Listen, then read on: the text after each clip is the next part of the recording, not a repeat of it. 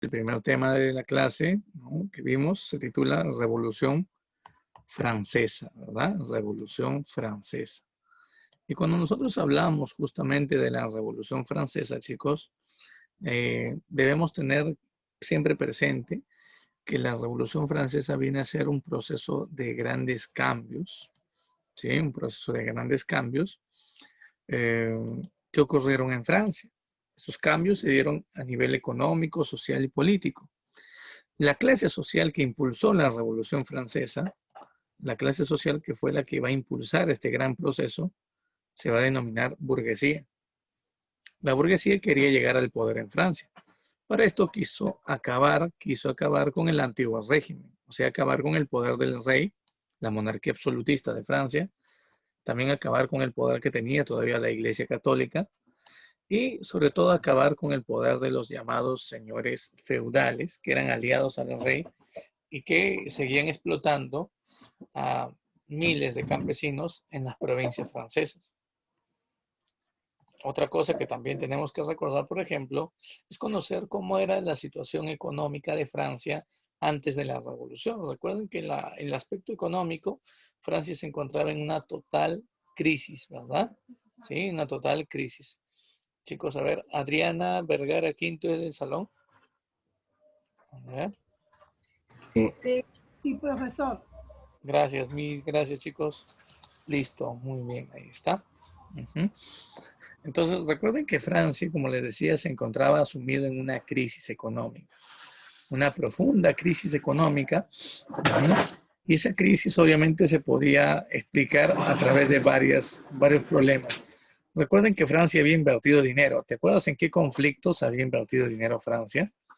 Francia había financiado su participación en dos grandes conflictos. En la llamada Guerra de los 7 años, ¿se acuerdan? Y la llamada Guerra de Independencia de las 13 colonias o de Estados Unidos. Francia había enviado tropas, ¿no? Se había invertido dinero. Si bien es cierto, en la Guerra de Independencia de los Estados Unidos habían ganado, pero el costo económico fue muy alto. En la Guerra de los 7 años pierde Francia y le quitan Canadá, por ejemplo. Los ingleses le quitan a la colonia de Canadá. Es un desastre. Si a eso le sumamos los gastos que hacía una mujer, ¿te acuerdas cómo se llamaba la reina que gobernaba en Francia y que derrochaba el dinero haciendo fiestas, ¿sí?, en banquetes? ¿Me acuerdas? ¿Sí? ¿Te acuerdas o no de ella? Te has olvidado, seguro. Era la reina de Francia, pero... María Antonieta. ¿De las Nieves? No, no, María Antonieta, ¿de qué? De Austria. No, De de Austria. Austria. María Antonieta de Ah, Austria. María Antonieta de Austria. muy bien, aquí está, ¿no? Ese dato ya lo conocemos. Esos palacios donde se organizaban esas fiestas era el llamado Palacio de Versalles y la reina era María Antonieta, a quien el pueblo apodó Madame Déficit, por los altos gastos, obviamente, que había generado esta mujer en territorio francés. ¿Ya? No te vayas a olvidar, ¿eh? Eso es importante tenerlo presente. ¿Ya? Ahora, otra cosa, después les vuelvo a enviar el material, chicos, después les vuelvo a enviar el material a los que han llegado, ¿sí? Un poquito tarde. Bueno, no te vayas a olvidar también de otra cosa.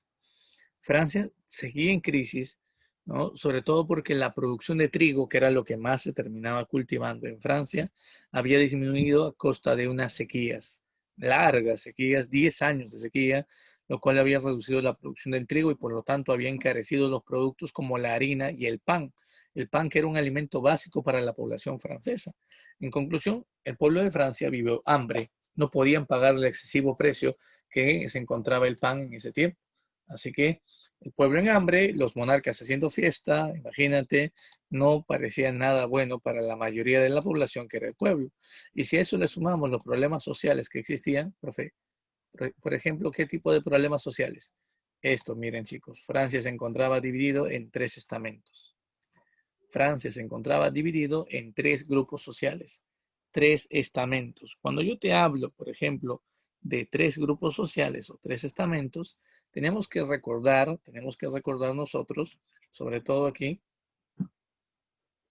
tenemos que recordar que el primer estamento o el primer estado estaba conformado por la nobleza, no te olvides. ¿no? O mejor dicho, disculpen, el clero, o sea, los miembros de la iglesia. Ellos no pagaban impuestos y cobraban altos diezmos. El segundo estado estaba conformado por la nobleza, quienes en su mayoría tenían grandes cantidades de tierra, ¿sí? Y explotaban ahí a los campesinos como si fueran siervos, ¿no? Haciéndolos trabajar sin pago alguno, a cambio de un pequeño espacio donde ellos puedan vivir. Recuerden, esa es la situación del segundo estado. El tercer estado era un estado más numeroso. Recuerden que ellos representaban cerca del 96% de la población, o sea, prácticamente era toda Francia. Y aquí encontramos a la burguesía, estamos hablando de los comerciantes. También encontramos aquí a los artesanos, aquellos que trabajaban en un taller, por ejemplo, de textilería, de zapatería, de carpintería, ellos. También tenemos a los sans-culottes, personas de la ciudad, pueblo urbano, pero que no tenían ocupación fija. ¿Qué significa eso? No tenían un trabajo fijo, vivían de cachuelos, de trabajos eventuales, como tú dirías. Y también tenemos el caso de los campesinos. Recuerden que ellos eran explotados como siervos por la nobleza feudal en las provincias de Francia. Y recuerden que aquí, ¿quiénes eran los que pagaban impuestos, chicos? ¿Cuál de los tres estados eran los encargados de pagar impuestos? ¿O todos pagaban? ¿Te acuerdas? El tercer estado. Muy bien, chicos, me parece genial. Sí, los únicos encargados de pagar impuestos, muy bien Vigil, muy bien Machaca, fueron el tercer estado, MERS, claro, porque el primer y el segundo estado eran llamados privilegiados, o sea, estaban exonerados de pagar impuestos, no pagaban. Solamente el tercer estado, al ser el grupo de los no privilegiados, eran los encargados de pagar impuestos. No te vayas a olvidar, ¿eh? Eso es importantísimo, tenemos que tener presente eso, no te vayas a olvidar esa parte. ¿Qué más? Recordemos también que habían problemas políticos en Francia. Una de las causas también que va a generar la Revolución Francesa es el mal gobierno, un gobierno que no terminaba brindando derechos ni respeto por los derechos de las personas. Estamos hablando de qué tipo de gobierno, una monarquía de tipo constitucional o absolutista. Profe, absolutista, claro, donde todo el poder recae en manos del rey. Por cierto, el rey se llamaba Luis XVI y gobernaba junto a su esposa, María Antonieta. Por otro lado, los aliados a este gobierno real eran la nobleza feudal, o sea, los condes, duques, marqueses, señores feudales en general de las provincias de Francia.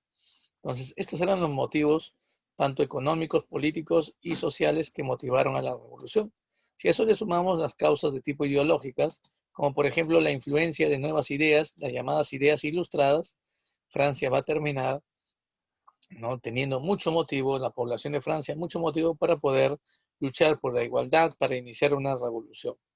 Recuerden que la tarea de solucionar la crisis económica de Francia recae en manos del rey, pero también de su primer ministro. Profe, ¿quién es el primer ministro de Luis XVI? Su primer ministro, o su ministro de Economía, fue Georges Necker. No te olvides. Recuerden, Necker y Luis XVI deciden, ¿no?, crear nuevos impuestos para sacar a Francia de la crisis económica. Con nuevos impuestos el Estado recaudará mayor cantidad de ingresos económicos y Francia saldrá de la crisis económica. Pero no te olvides que el problema era decidir quién pagaría esos nuevos impuestos. El rey, obviamente, de forma inconsciente, creía que quienes deberían pagar esos nuevos impuestos deberían ser los miembros del tercer estado. Pero no fue así, pues. No fue así. Porque Necker dijo que este tercer estado no tiene ni siquiera para comprar alimentos. No tiene ni para vivir. ¿Cómo va a pagar esos impuestos? Es mejor convocar a los estados generales. Y así se da inicio al proceso de la Revolución Francesa, chicos. Recuerden que hay dos grandes etapas, la etapa monárquica, la primera fase monárquica, y la segunda fase llamada fase republicana. ¿Ya? La segunda fase llamada fase republicana. Miren por aquí, tenemos los llamados estados generales. ¿Te acuerdas quiénes se reunieron en los estados generales? A ver, alguien que recuerde quiénes se reunieron en los estados generales.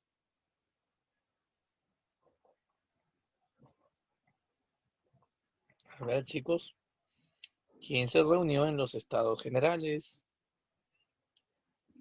Ya, por ahí me dicen la nobleza, muy bien. El clero y también los representantes del tercer estado, pues, los burgueses, ¿sí? Fueron de la siguiente manera: 300 nobles, recuerden, 300 clérigos y 600 burgueses. No te vayas a olvidar, ¿ah? Fueron 600 burgueses porque la mayoría de la población en Francia eran parte del tercer estado. Y ahí surgió un problema. ¿Te acuerdas cuál es el problema? Profe, sí, un sistema de votación. Algunos querían un voto individual como el tercer estado, mientras que el primer y el segundo estado sostenían la idea de un voto por estamento. Exacto, chicos, exacto, exacto, exacto. No te vayas a olvidar de eso, ¿ah? ¿Sí? A ver, eh, el primer estado, ¿mm?, y el segundo estado solicitaban un voto por estamento, o sea, un voto colectivo, un voto por cada grupo. Mientras que el primer estado, o disculpen, el tercer estado solicitaba un voto individual. Para solucionar la crisis económica de Francia se convocan a los estados generales. Surge el problema del voto y al final el rey decide apoyar el voto por estamento, favoreciendo al primer y al segundo estado. ¿Se acuerdan qué hicieron los representantes del tercer estado frente a esto? ¿Se acuerdan? ¿Alguno de ustedes recuerda qué hicieron? A ver, a ver, a ver. ¿Se acuerdan o no se acuerdan, chicos? Profe, sí, creo que sí, profe. Creo que abandonaron ese lugar y se fueron a una habitación del costado a reunirse ellos solos, ¿sí? Es así como se terminó desarrollando una nueva asamblea, la llamada Asamblea Nacional. Se llamó así porque en verdad los representantes burgueses del tercer estado, ¿sí?, eran simbólicamente la mayoría de la población en Francia. Así que aquí se convocó la Asamblea Nacional. Durante la Asamblea Nacional, recuerden, ¿no? Recuerden que hubo en su mayoría representantes burgueses. Y ahí ocurrió este hecho. ¿Te acuerdas de esta imagen? ¿Se acuerdan de esa imagen, chicos? ¿Qué representa la imagen? Vamos, vamos, vamos. ¿Qué momento de la Revolución Francesa representa la imagen? A ver, a ver, a ver. ¿Qué El momento? juramento del juego de la pelota o del frontón. Muy bien, excelente. El juramento del juego de la pelota o del frontón. Claro, este juramento que fue leído por Sieyès, ¿no? Él decía de que debemos permanecer unidos hasta que Francia tenga una constitución. Juraron no descansar, no separarse hasta que Francia tenga una constitución. No te vayas a olvidar, ese juramento del frontón o del juego de la pelota se dio durante la Asamblea Nacional. Bueno, recuerden que también debemos nosotros tener en presente la llamada Asamblea Constituyente que se estableció en este tiempo. Profe, Asamblea Constituyente, sí. Cuando hablamos de la Asamblea Constituyente, chicos, tenemos, por ejemplo, que recordar que la Asamblea Constituyente se crea o se organiza con el fin o con el objetivo de elaborar una constitución. Francia debería tener una constitución, muchachos. Francia debería tener una constitución. Miren por aquí. Aquí está. Profe, ¿qué viene a ser esto? A ver, ¿se acuerdan o no la imagen? La toma de la Bastilla. Toma de la Claro. Bastilla. Muy bien. A ver, chicos, comenten. ¿Qué cosa era la Bastilla? A ver. Profesor, ¿podría repetir la pregunta? ¿Qué cosa era la Bastilla? ¿Qué cosa era la Bastilla, chicos? ¿La bandera? Era el símbolo del poder de Luis Era el XVI. símbolo del poder, el poder Ya. de Luis. Ese edificio que ven ustedes como un castillo en la imagen, esa es la Bastilla. Era usado como una prisión por Luis XVI. A todos los que se sublevaban contra lo que él decía, los llevaba presos. La ¿Ya? toma de la Bastilla. Y recuerden que en verdad la Bastilla simbolizaba el poder de Luis XVI. Cuán fuerte era él, ¿no? Entonces, cuando el pueblo se levanta y decide tomar el control de la Bastilla, matando a los guardias de Luis XVI, el pueblo le está demostrando a Luis XVI que no le tiene miedo a la represión que puedan sufrir. El pueblo está cansado, el pueblo tiene hambre, así que no interesa lo demás. Eso es lo que se termina acordando aquí, chicos. Tenemos que tener presente eso. Por favor, no te vayas a olvidar. ¿Ah? Los sans-culottes, ¿se acuerdan o no? ¿Quiénes son los sans-culottes? Rafa, eran los que no tenían trabajo fijo y bien en las ciudades. Sí, guiados por la burguesía, tomaron la Bastilla durante la asamblea constituyente. ¿Ya? No te vayas a olvidar de eso. Importante tener presente en ese lugar. No te olvides. Ahora, otra cosa que debemos, por ejemplo, recordar, muchachos. Miren, otra cosa que debemos recordar en este tiempo es que ante tanta presión también los campesinos se sublevaron. Se creó en ese tiempo de la Bastilla la bandera de Francia, el himno nacional que es la Marsellesa. Y por esos años también, chicos, por esos años, una de las cosas, por ejemplo, que debemos recordar es que los campesinos se terminaron rebelando. Los campesinos se sublevaron y estalló así, miren, estalló así el movimiento llamado el Gran Miedo. Campesinos que comenzaron a quemar haciendas, asesinar a algunos señores feudales, ¿no? Estaban cansados de la explotación como siervos. Ante esto, recuerden que se organizó una guardia para reprimirlos a ellos.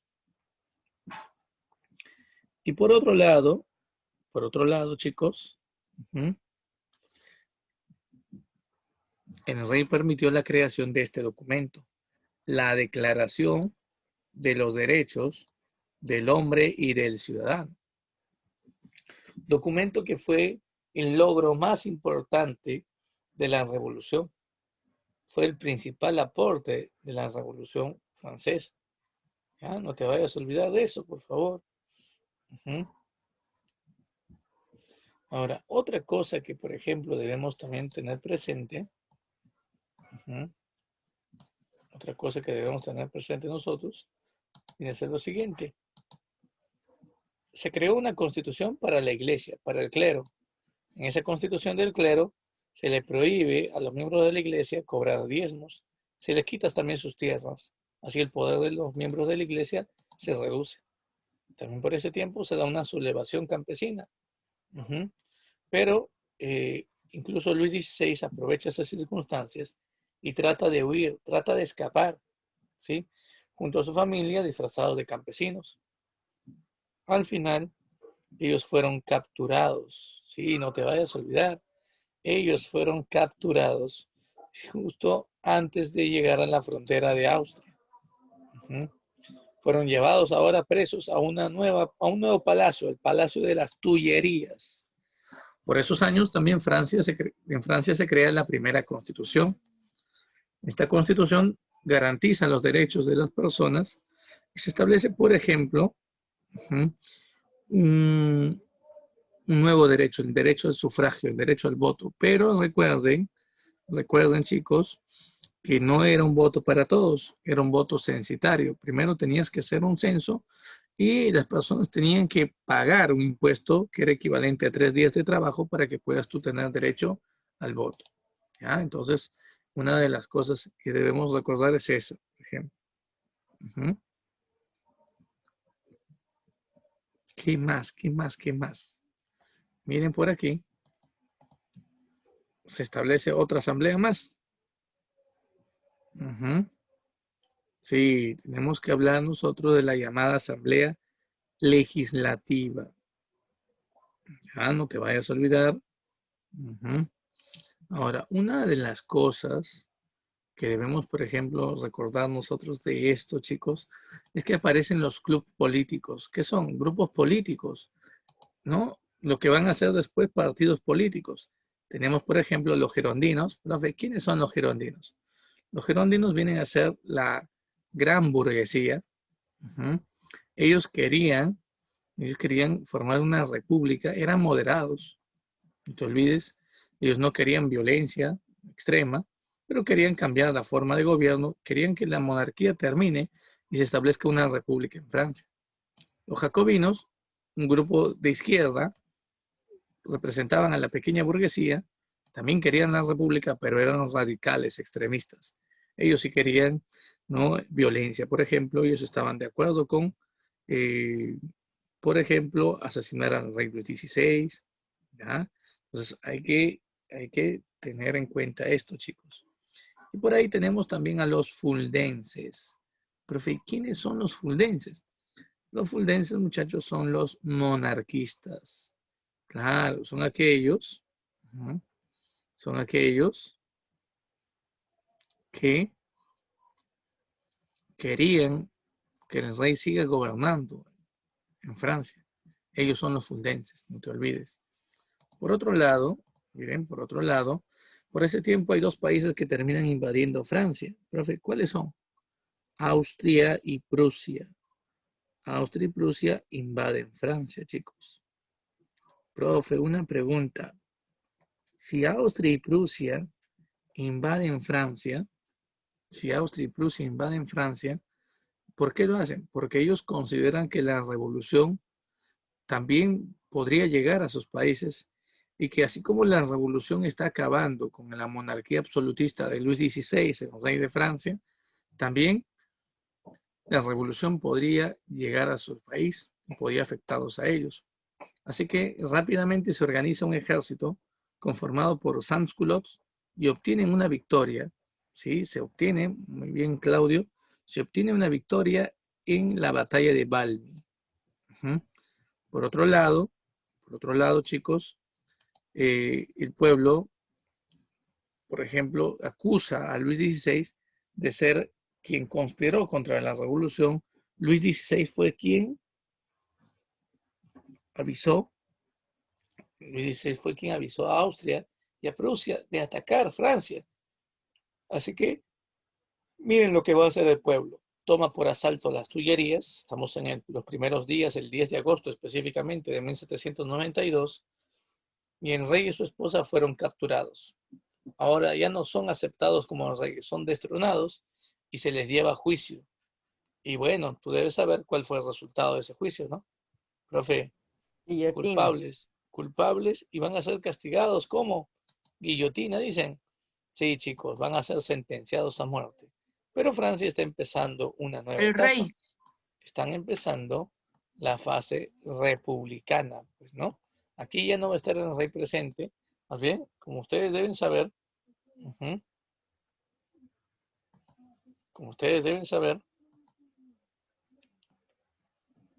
el rey va a llegar a morir en una etapa política llamada la convención de partidos o simplemente la convención.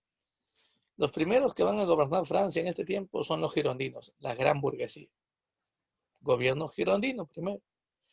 Durante el gobierno girondino, ya, si bien es cierto, se estableció la república, también se dio esto, chicos. Y quiero que te acuerdes de la imagen. En esta imagen vemos a Robespierre que sostiene la cabeza de Luis XVI. Es el momento, ¿no?, clave en la cual Luis XVI fue condenado a muerte con la guillotina, una cuchilla que se había inventado en ese tiempo, recordarás tú, ¿sí? Una cuchilla que se terminó estableciendo durante ese tiempo. Ahora, otra cosa que debemos también nosotros tener presente, chicos, es que por esos años Francia vivió un ataque. La primera coalición invade Francia. Profe, una pregunta, ¿qué cosa es una coalición? La coalición, muchachos, viene a ser una alianza militar. 3 países invaden Francia. Profe, ¿cuáles son esos países? Austria, Prusia, Rusia. Estos 3 estados invaden Francia, no te olvides. ¿Sí? ¿Quién nos termina organizando? Los ingleses. Ya, no te vayas a olvidar. No te olvides. Muy bien, Claudio. Se va a abolir, ¿no?, la monarquía y se establece el juicio y la sentencia a muerte de Luis XVI. Ahora, también recordemos, chicos, que estos 3 países, Austria, Prusia y Rusia, tienen algo en común. Son monarquías absolutistas. El país que los ha organizado, los ha convencido de atacar a Francia, viene a ser Inglaterra. Los ingleses no quieren que Francia triunfe en la revolución, porque podría esta clase burguesa convertir a Francia en una potencia en poco tiempo. Así que no te vayas a olvidar de esto, por favor. Es importante tener en cuenta esto, es muy importante, ¿Ya? Tener presente eso. Ahora, otra cosa que debemos también, chicos, recordar, ¿ya? Otra cosa que debemos recordar y no olvidar durante este periodo es que hay una rebelión que se termina organizando por parte del clero, la llamada rebelión de la Vendée. Un grupo de campesinos, ¿no?, son convencidos de que la revolución es obra del demonio y que si se destruyó la iglesia, se debilitó a los miembros de la iglesia, es porque esta revolución, ¿ya?, quiere, sobre todo, acabar con la iglesia católica. Así que los campesinos empiezan a sublevarse, dirigidos por el clero, y ¿qué es lo que buscan? Que se restablezca una monarquía. Que si Luis XVI no está vivo, pues que sea su hijo, el pequeño príncipe Luis, quien asuma el gobierno. Bueno, miren todo lo que está pasando en este tiempo. Al final recuerden también, miren, que después de esto, ante los problemas que había en la invasión y la rebelión, los girondinos no sabían qué hacer, entonces quienes van a asumir el gobierno vienen a ser los jacobinos. Y ahora el hombre que gobernaría Francia representaría el terror, porque así se llamó su gobierno, el gobierno del terror, viene a ser este personaje. ¿Se acuerdan quién es? Maximiliano Robespierre. Ujú. Robespierre. Apodado el incorruptible. Ahora, no te vayas a olvidar que este personaje estableció a varios miembros del grupo jacobino, sus amigos, ¿no?, como aliados. Por ejemplo, tenemos a Jean-Paul Marat. Jean-Paul Marat, no te olvides, era un periodista, pero un médico que trabajó como periodista en ese tiempo y había fundado un diario llamado El Amigo del Pueblo. En este diario se terminaba anunciando, ¿no?, se terminaba publicando la relación de aquellas personas que eran enemigas de la revolución, enemigas del gobierno, y por lo tanto aquellas personas que serían sentenciadas a la guillotina. También por ahí está su ministro de Justicia, muy bien, su ministro de Justicia, el famoso Danton. Ahora, recuerden, chicos, recuerden que aquí se termina venciendo a la rebelión de la Vendée y también se logra vencer a la primera coalición. Ya, no te vayas a olvidar, se establece la victoria sobre la primera coalición. Por esos años también se estableció la ley de sospechosos, una ley que no solamente capturaba y llevaba a juicio, a muerte, a los culpables enemigos del gobierno, sino también a las personas cercanas a ellos, porque eran sospechosos de formar parte de Los familiares. esta crítica. Sí, familiares, amigos, y la guillotina se convirtió en el arma que acabó con la vida de muchas personas. En ese tiempo también murió María Antonieta. En ese tiempo murieron muchos clérigos, murieron muchos girondinos, muchos jacobinos, muchos campesinos, muchos sans-culottes. Pero también jacobinos, a pesar que eran amigos de Robespierre, sí. Robespierre no tuvo piedad, no confió en nadie, incluso sentenció a muerte a sus propios amigos, imagínate. Incluso Danton, el ministro de Justicia, muere en ese tiempo. Una girondina, Madame Charlotte, cansada de tantas injusticias, y sobre todo veía a Jean-Paul Marat, este periodista, como un enemigo, decidió ir a su casa, fingiendo darle una lista de quienes eran enemigos de la revolución, terminó apuñalándolo. Y mira cómo quedó Jean-Paul Marat aquí. Este es un cuadro que representa la muerte de Jean-Paul Marat, chicos. ¿Ya? No te vayas a olvidar, fue una mujer girondina llamada Madame Charlotte quien lo terminó asesinando. Era un intento de los girondinos de mostrar una reacción contra este gobierno del terror al cual apoyaba Marat y su diario El Amigo del Pueblo. ¿Qué más? Claro, recuerden que después se termina dando un golpe de Estado contra Robespierre, lo terminan capturando y lo van a sentenciar a morir en la guillotina. Sí, va a ser sentenciado a morir en la guillotina. Pero recuerda tú, que él va a intentar suicidarse. Al final no funciona, ¿no? Sigue vivo y recuerden que eso va a traer consigo, chicos, eso va a traer consigo nuevos problemas. Robespierre va a ser llevado a la guillotina, centro de Francia. Decapitado él, terminó la etapa del terror y va a empezar un nuevo periodo en Francia, conocido con el nombre de el Directorio. Y recuerden que quienes van a asumir el gobierno en este periodo en Francia van a ser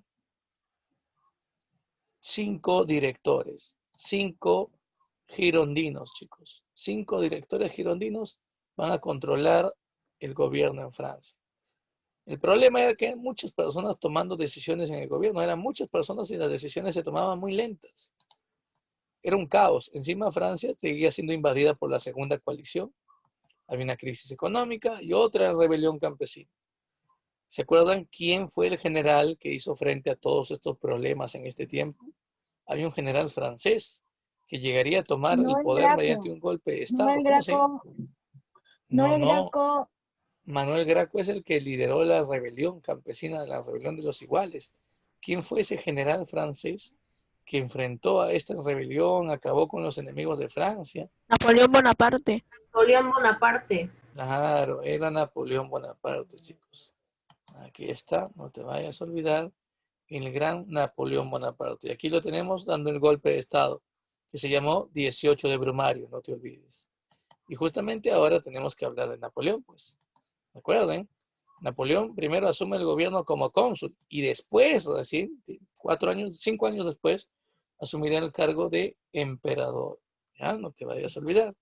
Miren por aquí, una cosa importante que debemos tener aquí nosotros presente, es esto. Está. ¿Cómo inicia el consulado? Con el golpe del 18 de Brumario que llevó a Napoleón al poder. Recuerden que en este periodo Napoleón gobernó, pero no solo, habían 3 cónsules. Ducos y Sieyes apoyaron a Napoleón. ¿Ya? Ducos y Sieyes apoyaron a Napoleón, no te olvides. Ahora, otra cosa que también debemos tener presente nosotros, muchachos, es, por ejemplo, esta idea. Miren esta idea.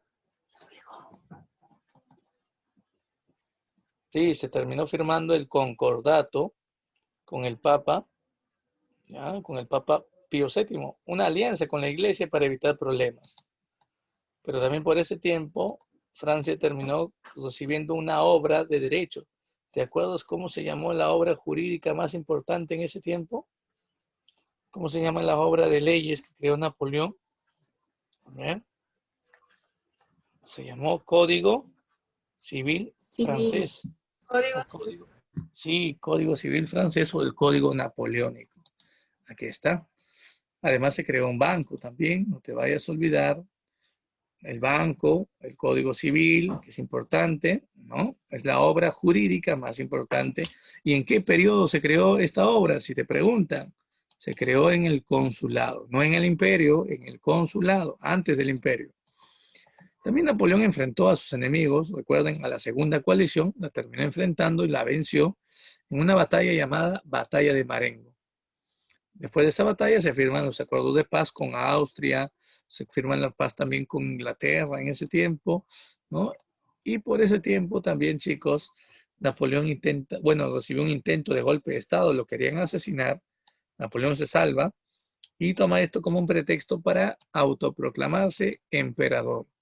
Y recuerden que Napoleón, ¿sí? Incluso invitó al Papa, ¿no? Pío VII, para que sea él quien presencia y bendiga la coronación de Napoleón. El Papa pensaba que él iba a ser quien le coloque la corona a Napoleón. Napoleón solito se coronó, imagínate. Y el Papa tuvo que bendecir este acto. No te vayas a olvidar de esto. También se terminó coronando en esa fecha a su esposa, María Antonieta, Josefina, recuerden, Josefina. Ella fue coronada por el propio Napoleón, ¿no? Y ella se arrodilló ante Napoleón, lo vamos a ver en una imagen en la práctica, ¿no? Donde ella acepta el poder de su esposo, ¿no? El poder total de su esposa, y como un símbolo de esto ella se termina agachando delante de ella para que Napoleón le termine coronando a ella como emperatriz. Y aquí tenemos a Napoleón coronado. Ahora, Napoleón también tuvo que enfrentar a otras coaliciones. ¿Te acuerdas cuántas coaliciones enfrentó Napoleón? 6. Una más, 7 en total. 7. Esta es la tercera coalición. Aquí Napoleón enfrentó a los ingleses en el combate de Trafalgar. Muy bien, Merckx, muy bien, Machaca. Combate de Trafalgar. Bien, Vigil. Miren, miren, aquí está. Combate de Trafalgar. Uniéndose a España, quiso vencer a los ingleses, pero perdió. Perdió, chicos. Sí. Y recuerden que también se produce por este tiempo la llamada batalla de Austerlitz. La famosa batalla La famosa batalla llamada batalla modelo. Batalla modelo, profesor. Sí, recordemos esto, por favor, chicos. La batalla modelo es sumamente importante. Profe, ¿por qué?